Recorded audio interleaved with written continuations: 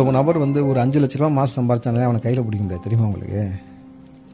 அவர் எத்தனை கோடிக்கு அதிபதி, எவ்வளவு இயல்பாக பழகுவார், எவ்வளவு இயல்பாக பேசுவார். சார், குழந்தைய பார்த்துட்டா குழந்தையா மாறிடுறாரு அவர். சார், நீங்க அந்த குழந்தைங்க தோட பிடிச்சி ஆட்டுறது, கண்ணத்தை பிடிச்சிக்கிறது, முத்தம் கொடுக்குறது, இதெல்லாம் யார் தெரியுமா செய்வா? தன் பிள்ளையிடம் தகப்பனோ தாயோ செய்வாங்க. அவங்க தான் தன் பிள்ளையிடம் குழந்தையாக மாறுவாங்க. ஒரு தலைவன் இந்த குழந்தைகிட்ட பார்த்தீங்கன்னா குழந்தையாக மாறுவது இருக்குல்ல, அந்த தன்மை தான் வந்து மேலும் மேலும் வந்து அவரை வந்து இங்க தலைவனா பார்க்காம உறவா பார்க்க ஆரம்பிச்சான். எங்க அண்ணன், என் புள்ள, இப்படிதானே ஒவ்வொருத்தரும். இப்போ கூட பாருங்க, எவ்வளவு பிரச்சனை நடந்த பொழுது கூட, ஐயா சாமி நீ களத்துக்கு வாயா, நாங்க ஓட்டு போடுறோம். அண்ணா நீ வந்துருன்னு, நாங்க ஓட்டு போடுறோம். அண்ணா உங்களுக்காக நாங்க இருக்கணும். இந்த வார்த்தையை கேட்க கேட்க கேட்க பல நபர்களுக்கு அடியில் தீய வச்சு விட்ட மாதிரி இருக்கு. அவனால கத்தவும் முடியல, கொத்தவும் முடியல. அவனால உருள்றான் கடந்து இந்த பக்கம் அந்த பக்கம். என்னடா இப்படி நேசிக்கிறாங்க, இப்படி பேரன்பு கொண்டு நேசிக்கிறாங்க.